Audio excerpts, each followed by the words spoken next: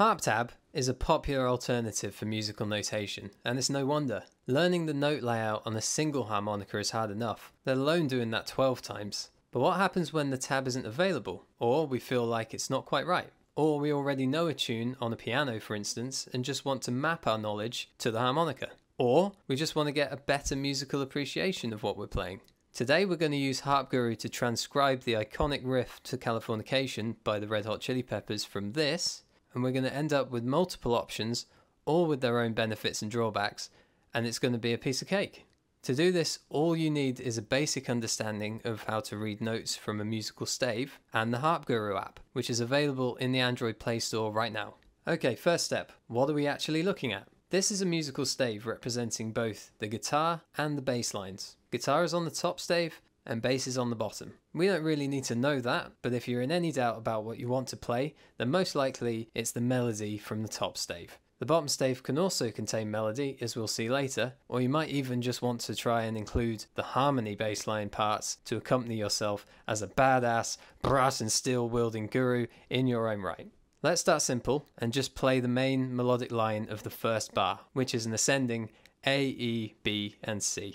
How can we play that combination of notes on a harmonica? Well, HarpGuru can help. Just open up HarpGuru, tell it which notes you want to play, and then have a look at what you've got. We'll be looking at major diatonic harmonicas today, but HarpGuru models a number of alternate tunings too, which this process applies equally well to. Here we happen to be looking at a C harmonica in first position. The C is the root pitch in green, and all four notes A, E, B, C are readily available to us, which is a good sign. And we don't actually need to think about positions at this point, or even what role each of these notes is playing. It doesn't matter where the root is. So put all of that out of your mind if it's a distraction to you. We'll bring all of that into the equation only once it's relevant, and you won't actually need any of it to get good results here. For now, all that's important is that this is a C harmonica. It also doesn't matter which key harmonica you start with. The important thing is that you get your notes input. Then you can sweep through all of the available harp keys to see which ones could play these notes most easily. Let's demonstrate that by starting off with a different harmonica key. I've prepared a blank G flat harmonica on the next page, so let's take a look at that and leave this one in place as it is. So this is a G flat harmonica. If we put A, E, B and C into this one, then we can see that we'd need to give Howard Levy a call to hit most of these notes. That's why we've got HarpGuru. If you head over to this menu and start moving through the harmonica keys, we'll be able to find a harmonica key which the rest of us can play these notes on. Now we can choose to lock either the position or the root pitch for this process. I'd suggest locking the root pitch so that C stays as our root pitch, since I think that makes the process a little bit easier to follow. And I'll be making a video soon to visualize how these three properties vary in relation to one another. But for now, don't get distracted by this either. If there's any uncertainty here, just lock the root pitch and let's continue. So you can see that the locations of our selected notes are moving around as we select different harmonica keys, which only makes sense when you think about it, right? A C is not in the same place on a C harp as it is on a D harp, and that's true throughout the range of keys. So we've seen G here, and it looks standard enough, even if there's a couple of bends in the lower octave. So let's note that one down. A G key harmonica seems to be able to play our four notes pretty well. Continuing on, A looks okay, except for C, which is on these overblow and blow bend holes. So let's discount that and try and look for something easier. Continuing on further, you can see our notes moving around as discussed. Now we arrive at C, which looks good, but we've already seen that on our first page. And finally, we'll arrive at F, which could be okay, but again we've got some blow bends, so to keep things really simple, let's discount that too. And that leaves us with just C and G. Now we've already got C set up on the other page, so let's set up G here and see how they compare.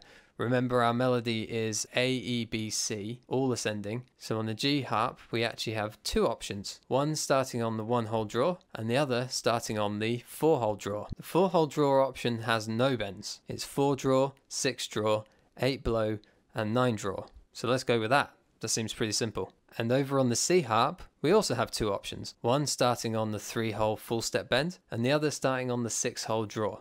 I fancy the 3 full bend over the 10 blow bend that we'd have to hit to get the B if we were starting on the 6 draw. So I'll start on the 3-hole, which will be 3 draw full step bend, 5 blow, 7 draw and 7 blow.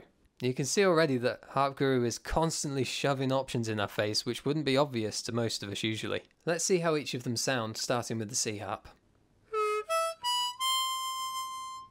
And now on the G. So all the notes are the same pitch, which is a good sign.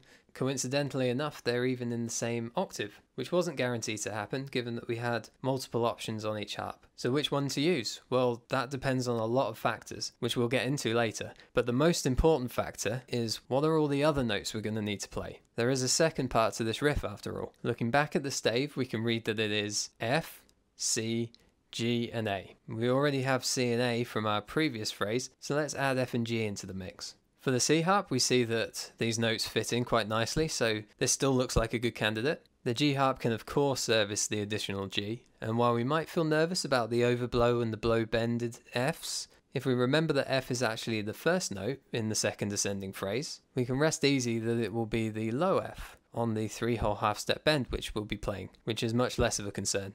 Now let's see how these sound when we put them together. First on the C harp.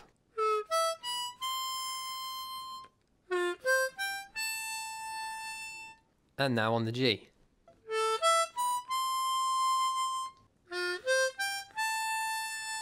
So both are still equally viable, and that's a good thing. Perhaps you don't have a G harp, for example. I do favour the G harp though, and I'll tell you for why. The Californication riff is not complete without that little bass line flourish which happens between the phrases we've already figured out. It's this bit in the musical notation, and it's made up of a quick movement between E and D followed by a C, and it sounds like this.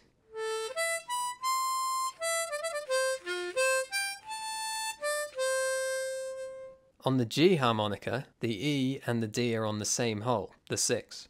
And that flash notification there has just informed us that in highlighting the D, we're now using all of the notes of the C major scale, which is true. That's not to say that the song is actually in C major. Later on we'll discover that it's actually in its relative minor A.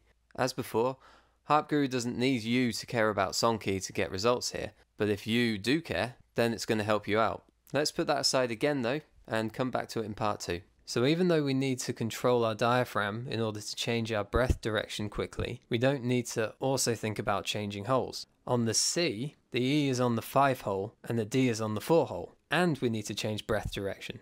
So this is significantly more difficult. The dream would be to be able to do a proper trill there, wouldn't it? Changing holes without changing breath direction. Now perhaps that's possible, and perhaps we'll talk about that in part 2 of this demonstration of using HarpGuru for transcription. In part 2 we'll also show how we can bring positions into the conversation to supercharge this process. Notice that we've been able to do all of this today without putting any thought at all into position and song key. So I hope you're looking forward to that.